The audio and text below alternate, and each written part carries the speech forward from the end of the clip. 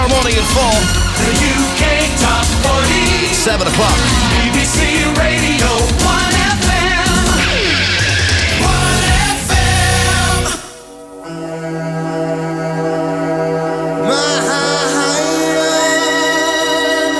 Unless you make a point of scouring the small print on record sleeves and labels, the names of today's leading record producers won't be half as familiar to you as those of the artists whose hits they've helped to create. This series spotlights the backroom boys whose reliable ears and original ideas have shaped the sound of many of the major records of the last 20 years. I've never really made one kind of record. I've always tried to do different things. You know, I'm not like a dance producer or a rock record producer. I just do whatever happens to be appealing at the time. So I don't really have a method other than just blundering through it. There was a time in the 80s when every record of style and invention seemed to have Trevor Horn's name on it. Since he first produced himself as one half of the Buggles in 1979, his production credits have included ABC, The Art of Noise, Grace Jones, The Pet Shop Boys, Simple Minds, Paul McCartney, Rod Stewart, and Seal, not forgetting, and who could, Frankie Goes to Hollywood. After serving his musical apprenticeship in the kind of bands where it was more important that the bass player could sight read than suck in his cheeks, Trevor was seduced into studio work. I was just sort of consumed with lust to have a recording studio. I think a lot of people get that, if they like, you know, they like microphones and things like that. I always had a thing for microphones and headphones and mixing desks. I always liked them, even though I'm not an engineer. And then I think there was this program on TV called Opportunity Knocks, Huey Green's Opportunity Knocks, and they had a songwriters competition. And we sort of, you know, put the word around a little bit that we would help people make demos. I don't think we even advertised. And we got quite a few people's songs to sort of fix up. You know, guys would come in with a song and we would sort of rearrange them and make them into something acceptable. And I used to organise that and sort of and book the musicians, persuade all the sort of local guys to work for next to nothing because nobody had any money. And I'd arrange the songs and get the amateur songwriter to rewrite the lyrics. And somebody told me that what I was doing was actually being a record producer, so that was really the time when I decided that's what I wanted to do. Working with would-be songwriters must have provided early proof of that eternal truth that what really matters in record production is the song. It's a great thing to say that. It's the song that matters, right? But we're talking about the late 70s, and I was bored with a lot of it in the late 70s. I was bored with songs, and I was bored with Elton John and Led Zeppelin and all of those kind of things, you know, and I was bored with people saying things like, it's the song that counts and everything. And in a way, when I started out, I think I was more into it's the production that counts, and it's whatever silly gimmick that you can put on it that really is going to turn me on, you know, because songs are pretty boring things, and anyway, we're going to try and write different kinds of songs, which is why we sort of wrote silly songs like Video Killed the Radio Star, you know, anything to get away from that old kind of 70s Jackson Browne kind of thing. I heard you on the wireless back in 52.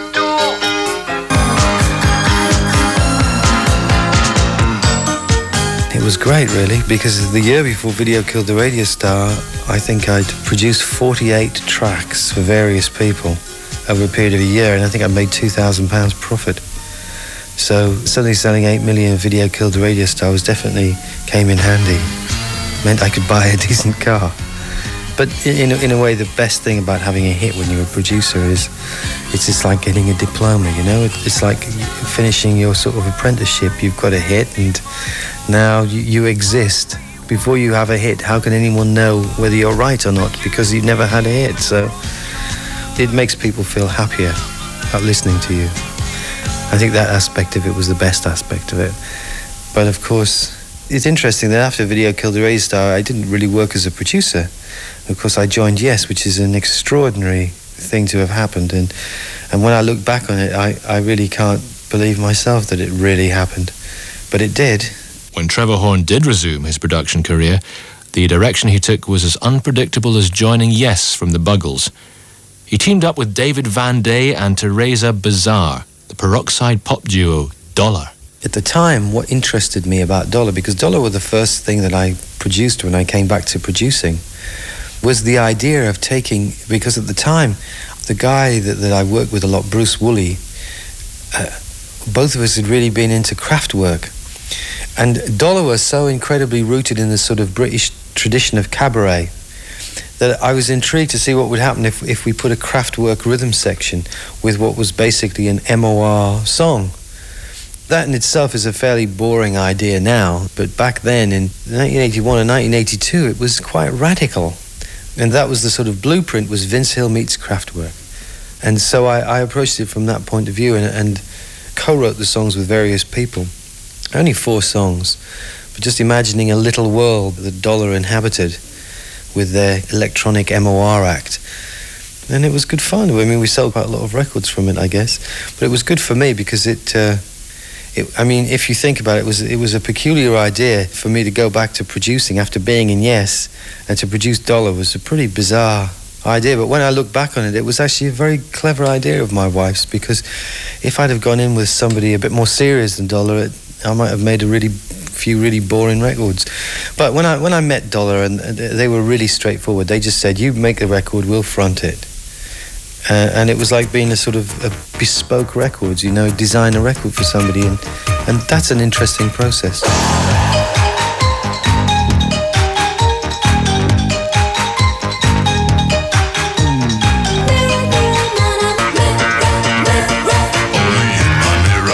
I built a sort of quite primitive but effective synth drums and sequencer rig from a couple of bits of old gear and the TR-808. And a set of Simmons drum pads and some kind of very primitive Roland sequencer. And Dave Simmons, the guy that designed those Simmons drums, I became quite friendly with, and he modified my Roland 808 to drive the Simmons drums. I still got it downstairs. And it was a pretty effective little setup, and it worked. That was the sort of Dollar rhythm section, was this little set of boxes. And back then I used to work it all myself. I mean, when I bought a Fairlight, and Jill, my wife, had kind of said to me, like, £18,000 for this thing. What's it gonna do, you know? And at the time, there was Fairlight, and there was also this other company in America called New England Digital that built a Synclavier. And just before I bought the Fairlight, the guy from New England Digital rang me up. It was a guy called Brad Naples. I mean, they've since gone bust, as have Fairlight. But I remember he said to me, "Hey, Trevor, I hear you're buying a Fairlight," you know? I said, "Yeah." He said, "Well, before you buy a Fairlight, I just want to bring to your attention our product, the Synclavier, or the Synclavier as they call it, you know."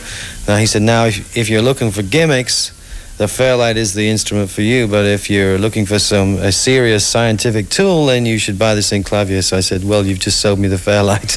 All I'm interested in is a few gimmicks." It all seems so passé now, but back then it was a very new kind of technology. Digital sampling was, you know, the Fairlight was the first thing. And I can remember doing the backing vocals for Give Me Back My Heart with the Fairlight, you know, actually sampling Teresa into it. And when we did her vocals, it was the most amazing session because nobody had ever done that before. I feel so silly when I tell you. We were really lucky around then because we did a few things first. You know, if you listen back to Give Me Back My Heart, that's all Fairlight. And then we used the Fairlight in the ABC album, but we used it mainly as a kind of an overdub thing, you know, like putting cash registers on a couple of the tracks and just for bits and pieces. Because in a way I threw out, you know, I've always been a bit like that. When we finished Dollar, I threw out the kind of techno rig, you know, I was bored with it anyway. But Dollar got me ABC because Martin Fry and the guys in ABC at the time were fans of Dollar. See, because you have to realise Dollar suddenly then went from being kind of just like a kind of an act that you see on the television doing a song you don't like to getting great press. They started to get really good press. It was just very bizarre. And Martin Fry and Mark White from ABC and Stephen Singleton were Dollar fans, so it sort of got me the job doing ABC. If I were to say to you, can you keep the secret? Poison and When I first heard their stuff, You know, if you work in this business for a long period of time, you kind of see it turn round. Things keep coming back again in different guises. And when I grew up playing in the 70s, disco music, as it was then called, I mean, I know it's not called disco music now, but disco music was something that serious people would have nothing to do with whatsoever. It was just music to dance to. And, you know, most normal people were into, you know, supposedly intelligent people were into Genesis, Yes, Led Zeppelin. And then when the punk thing came along, they were into the Sex Pistols and the Undertones and whatever. ABC I couldn't understand it at first because they seemed like those people who in the 70s had really liked all of those things, and yet they wanted to play dance music. And they'd written what were overtly quite commercial songs. And I didn't quite understand what they were, because I mean, I said to my wife, it's like this, like sort of disco stuff. But then the more I heard Martin's lyrics, the more I realized it was like sort of Bob Dylan with a disco beat, because Martin was actually writing about a girl that had left him at college, and he was so upset and bitter, and it was sort of all poured out all over this record. So once I understood that, it was relatively straightforward, because the material was absolutely brilliant. I think that's the only time in my life I've ever had that many really good songs completely written when we started a record.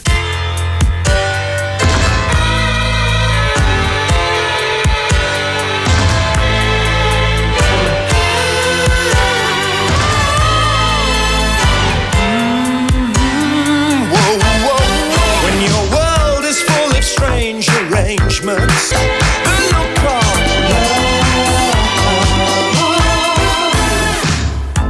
The Look of Love.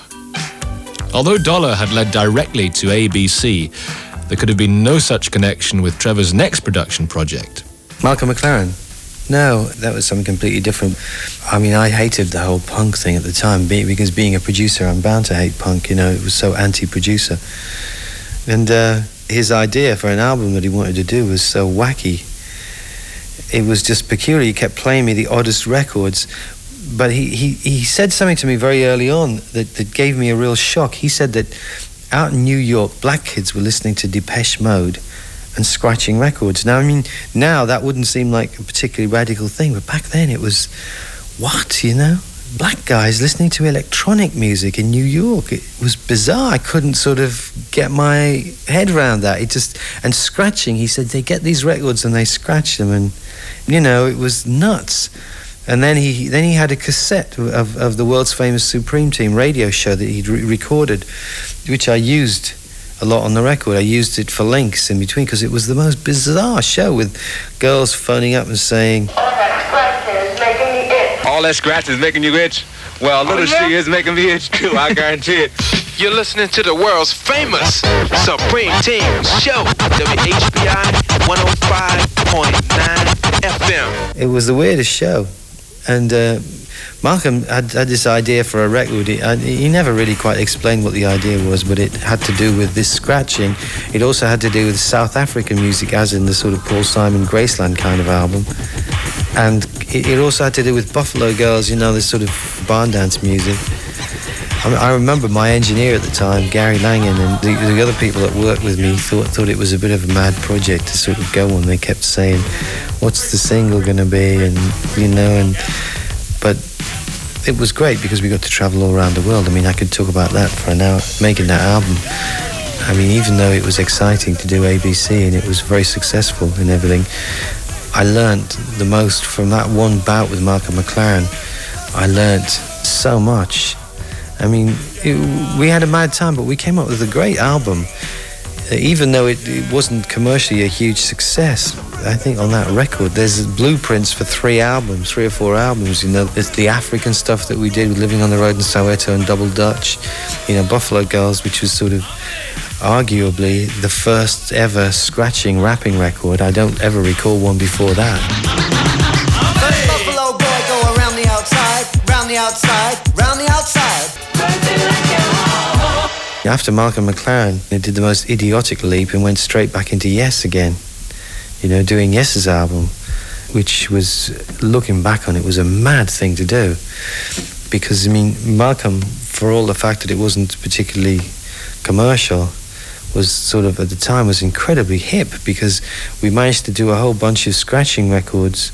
And I know everybody on my sort of little team wanted us to just do loads and loads more scratching records, because they felt like there was a huge market for it and we could do really well with it. But I was bored with it. I wanted to do something else. And yes, I was interested in, because they played live, and I wanted to do something with people playing live again. I was getting tired of the machines. I went round to see Trevor Horn, who was writing most of the songs for the album, and he had a Revox with a 1/4-inch tape on it, and he played me all these songs, which I'm sure Trevor won't mind me saying, which I wasn't really very keen on, because they weren't the kind of songs I liked. They were kind of very much kind of love kind of songs, you know, and I've never really liked songs about love as such. But then he left the Revox running, and he had to go to the toilet or something, I remember. And it ran past the last song, and it started up on this other song that kind of started with this heavy metal guitar intro.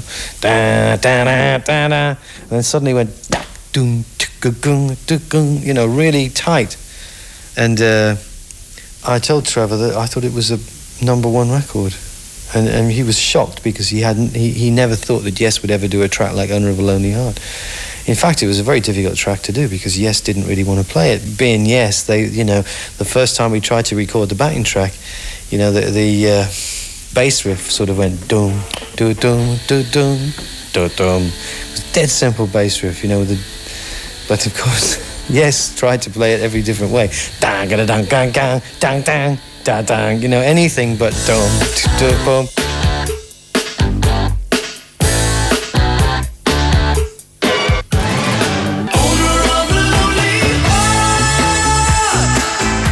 We tried it for days, and in the end, if I remember rightly, I had to get down on my hands and knees and crawl around, pulling at people's trouser legs and pleading with them to let me program it, or to play it with a program. And I embarrassed everyone so much that they agreed to do it that way, because I was going on about my reputation, about anything, just to persuade them to let me do it, because I knew that it was the single from the record. And it was a long record, that Yes album, and it was really, you know, if looking back on it, like being a boxer. You know, boxers sort of start out and they're really fresh, you know, and they keep winning their fights. And then they have a really hard fight that goes all 12 rounds, that leaves them battered and a bit less. And I think that Yes album was the first album I ever did that really ended up leaving me a bit battered and a bit kind of delicate, really. But it was in that battered and delicate state that the art of noise was invented. The Art of Noise started up with a backing track that never made it onto the Yes album, called Red Light, Green Light. It sort of went boof, kak, boof, boof, kak. We had that kind of drum beat. And we'd done it in Air Studios, which had a great big live room, so it was a very live drum sound. And JJ had taken this sample of boof, kak, boof, boof, kak, you know, which was a drum thing, and he made the first ever drum loop up with it. I know people had done drum loops. You know, the Bee Gees made Saturday Night Fever with a drum loop. But then a drum loop was literally what it said it was. It was a 1/4-inch tape running around the control room that just went round the heads over and over again. And you couldn't re-trigger it, you see. But JJ found that when he put boof, cack into the sort of fairlight, with a fill, doo-da-dung, whatever, he could sort of go boof, cack, boof, doo-da-dung. You could play all kinds of tricks with it. And naturally, we were fascinated by it. And in between times, Gary and JJ beavered away in the back room when they got the chance.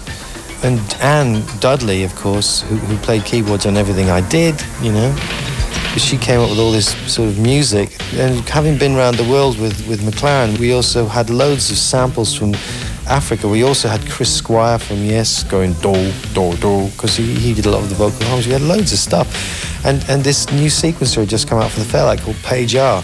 So we sequenced a lot of this stuff up in our more creative moments late at night. And Paul Morley came up with this sort of 8-page manifesto for us, you know, like the kind of manifesto that ABC had, but the Buggles had never had. But it was a kind of a part-time thing. But then right at the very end of the Yes album, I had a really bad scene where I'd mixed most of the record and sent it over to America. And then the sort of word came back that the guys who were in America didn't like the mixes. So I walked out, basically. I quit, you know. And I came over here, I think it was a Sunday night I walked out, I came over here and I got Bob Croucher, who was one of the tape ops here at the time, I got him to dig out all of the Art of Noise tapes, because we hadn't done anything with them at that point, and I edited together sort of 30 minutes of music from them that night, because I had to do something. I was so upset about the Yes record.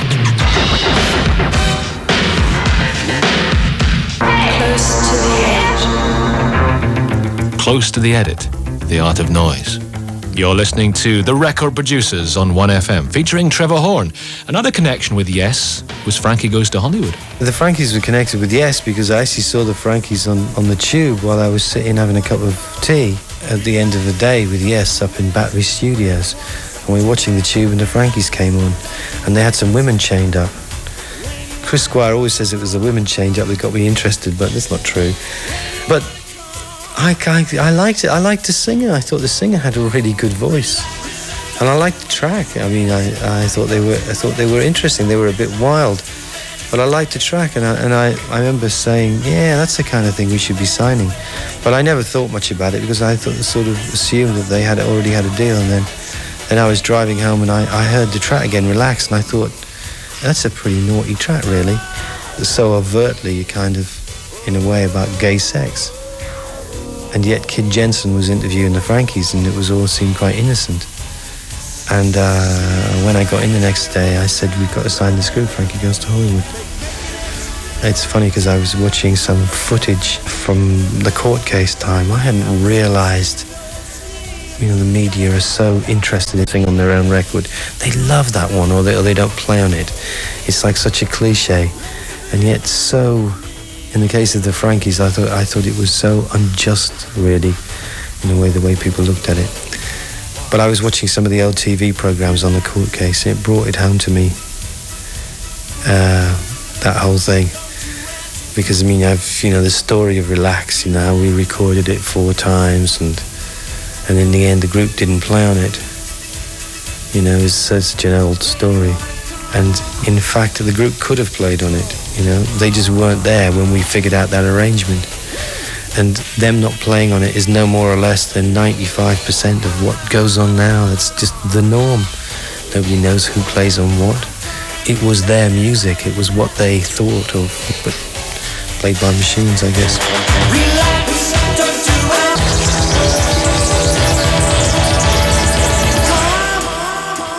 I'd done Yes, and I did Relax.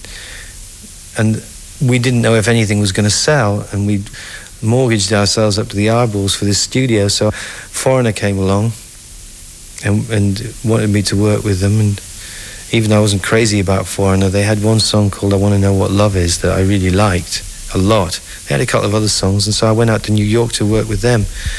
And the funny thing was, I spent the first couple of weeks in New York kind of miserable in this hotel room, thinking how I'd screwed everything up.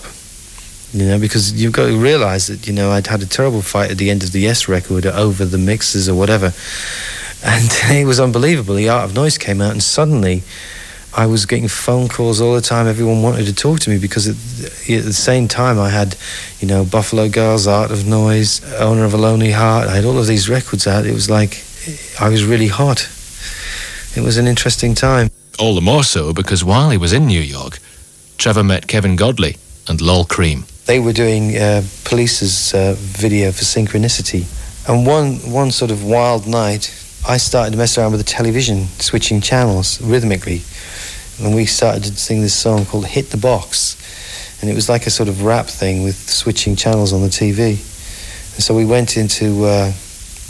I asked the Foreigner people if I could use the studio at the weekend to record this mad track, Hit the Box, which we did. It caused a sort of minor furore in Foreigner because when they heard it, they were very, the drummer in particular was very much, is this man that would do a thing like this, Hit the Box, is this who we have producing our record? Are we insane? It caused a sort of huge row. But we decided to make a record together, and I ended up down in Surrey Sound Studios with Lol and Kevin and Nigel Gray, the guy that produced all the greatest Police stuff. And of course, Lol and Kevin wanted to do this Hit the Box. They spent sort of 2 days thinking of every mad idea, hanging a TV out of the window, And in the end, I said to them, you know, I've done all this Art of Noise stuff. I'm so tired of doing weird stuff. Can't we just do a nice song? Any song that you've got that's nice.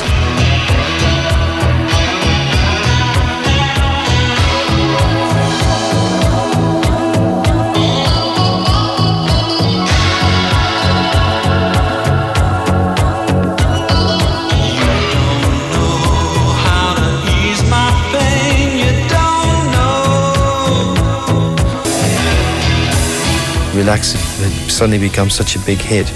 I knew that nobody was going to be able to do the follow-up, really, and that it would leave the group in a bad situation. So I bailed out of Foreigner and gave them all their money back and signed away all my rights to anything that I'd done over the 3 months, and went back to work on Two Tribes. Well, I mean, at the time I went back to work on a second Frankie single, because initially we started to do Slave to the Rhythm with Frankie as the second single, because I didn't think they had a second single. Then when Slave to the Rhythm didn't work out, we did Two Tribes instead, because it was the best of the rest.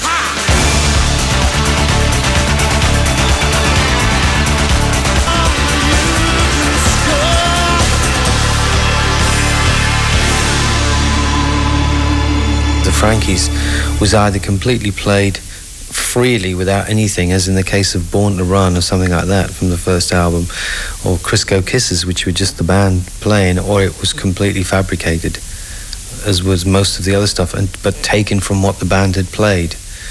Something like Two Tribes, we had the band play the track first, the way they played it, and then we'd work for weeks on it. But it was all of their musical ideas, you know, all of their parts, but just slightly transformed. When we were doing the ABC album, one of the things was we used to talk about this record label that had a huge machine in the basement, and you know, it was like a sort of factory where they didn't manufacture the actual records, they manufactured the music. And there was this huge machine called a cyclotron that actually made the records, and you fed in bits of, you know, different kinds of music, and you know, we used to discuss this idea, and it's one thing to talk about an idea, it's something completely different to actually do it, you know, I mean, but with the Frankies, there was still partly that idea, if you see what I mean. Ladies and gentlemen, Miss Grace Jones, Slave to the Rhythm. As Trevor has already mentioned, the Frankies' second single should have been Slave to the Rhythm. Instead, the song became the basis for an entire album by Grace Jones. Slave to the Rhythm started off as a single to promote a greatest hits album and turned into an album. It was stupid, really. I was out of control at that point, I think, and I was fascinated with the idea of go-go, and I loved the title Slave to the Rhythm, even though I didn't actually like the song. And I got the writers to rewrite the song around a go-go rhythm. Yeah, I mean, they kept the same lyrics but rewrite the tune. But then I got quite fascinated with the idea of Grace Jones, and the idea of, since we'd rewritten the song twice, thought, why not do a few other versions of it, so have the same song all the way through an album. You work all day, and then you know the wheels must turn, keep the slave to the rhythm. The best thing that happened to me in the early 80s, and if you think about it, the time when I was really hot as a record producer was around that sort of 83, 84, 85 sort of time, where there's no doubt that I was probably one of the hottest record producers in the world, if not the hottest. I'm certainly not that now, and I'm quite happy not to be. But back then, I think a lot of that was due to the fact that I'd been on the road with Yes and sung, you know, in front of 24,000 people. I came out of that with a whole kind of attitude of not caring a damn about anything. You know, once you've done that, you'll do anything. And I think that sort of really gave me a charge for a few years. Then I think that sort of wears off, and you start to get bogged down by details, you start to go a bit crazy. You know, it's a very time-consuming job. To do it, you have to sort of almost sacrifice everything else, you know, relationships, friendships. It's almost like doing a sentence inside. You're just in there all the time, every day, maybe 12, 14 hours a day.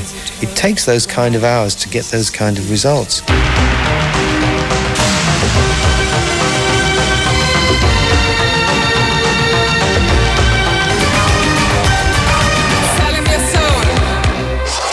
Dr. Mabuse from Propaganda, like Frankie Goes to Hollywood and The Art of Noise, signed to Trevor Horn's ZTT record label. I did one track with Propaganda, Dr. Mabuse, as the producer, but then Steve Lipson did the rest of the record, and I really just sorted out the songs and helped with certain bits of it, the sequencing of it. And I think that even though people often credit me with Propaganda, there's only really two songs that I actually did. Obviously, Dr. Mabuse I produced, and that was their first hit. But Steve did the rest of the album, which is still a great album when you listen to it now. It's interesting that Propaganda album, when it came out, Quincy Jones rang me up. He wanted to have Propaganda for America, and he really liked that record a lot, because the sound of that record was great, the actual sound of it, and the way the ideas were put together were great. And I hear a lot of that on Bad, the Michael Jackson album that came after that. I hear a lot of that Propaganda sound on it. That was Steve Lipson, though. Most of that, not me. Steve Lipson assisted Trevor Horn on several more record productions, including Simple Minds' Street Fighting Years, Paul McCartney's Flowers in the Dirt, and the Pet Shop Boys' Left to My Own Devices. I get out of bed at 10:30. The Pet Shop Boys I just became friendly with because they were working in the studio, and they asked me to do a track. And whenever I think back to working with the Pet Shop Boys, I always just think of sitting in the control room talking for hours about this and that, because they were great to talk to. And Chris is one of those kind of people that you never have to guess what he's thinking. He'll come in and say, "I hate that. That's dreadful," or "I love that. That's brilliant." And so it's really straightforward. They were great fun to work with. We had a lot. We did that Left to My Own Devices. That was Steve and I were co-producing when we did that. We were on an equal footing. We did Pet Shop Boys and Simple Minds and Paul McCartney. We worked together 50-50. But I spent a year with Simple Minds, doing Street Fighting Years, that album. But in reality, I would have thought that my main contribution to that record was suggesting that they do a folk song. I said to Jim, "You should do a folk song," and he said, "Like what?" And I was bluffing. So I just picked it. My favourite folk song was an old Irish song called "She Moved Through the Fair." And I saw him a couple of weeks later, and he said, "You remember that thing that you told me about, She Moved Through the Fair? Well, I've heard the tune, and it's great. And we've written a song over it called Belfast Child." So sometimes one can actually contribute to something happening like that, which is great. And like I say, in the case of an album like that, it's arguable that was probably one of my most significant contributions, that statement. So it's a peculiar job. When my love said to me, "Meet me down by the gallows tree," the Belfast child sings again. I particularly liked Belfast Child and what was it called, Mandela Day. Even though I'm always a little bit wary of politics and in music in that sort of very overt sense. But I was, Steve and I were working together. McCartney was quite interesting because we did 4 tracks with him. 2 of the tracks we did them in 2 days each, which was very fast. But I actually adored him. McCartney's a really good musician, lovely guy to be in a studio with. Loads of ideas, great sense of humour. And we did one track with him that I really thought they should have released as a single, which I thought was the best track on that album, called Rough Ride, which was the first track we did with him. And I still, to this day, think that if they'd have gone with that as the single, they would have done a lot better with that record. I needed loving to be with you. It was hard when Steve went, because Steve was so good with machinery that I'd become soft, He was great with computers, brilliant, and great at thinking of new ways of using things. So when he first went, I didn't really know what to do. But then going away to America and doing Rod Stewart kind of got me back on track again. Outside another yellow moon on a downtown train. The first track that I did with him was Downtown Train, which was a huge hit in America. I think it got to number 2, and it was really a bit of a milestone for him. But I remembered what a really great singer was like when he sang Downtown Train. He sang it so well. And did change my idea about making records back to the idea of working with a singer again, rather than, you know, a great singer, you know, the backing track doesn't really matter so much.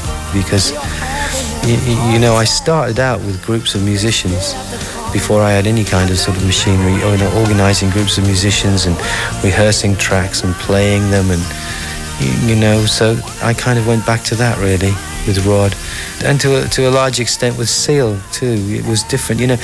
Doing Seal's record, I didn't really feel like I wanted to do any whiz-bangs or any gimmicks, because the only thing that really interested me was Seal's voice.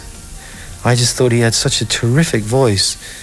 You know, just had a way of singing songs that was so warm and friendly and so there in your face that I didn't get too technical about any of it. I just used whatever was around. In a chair, she brightens the face, talks about the people going under.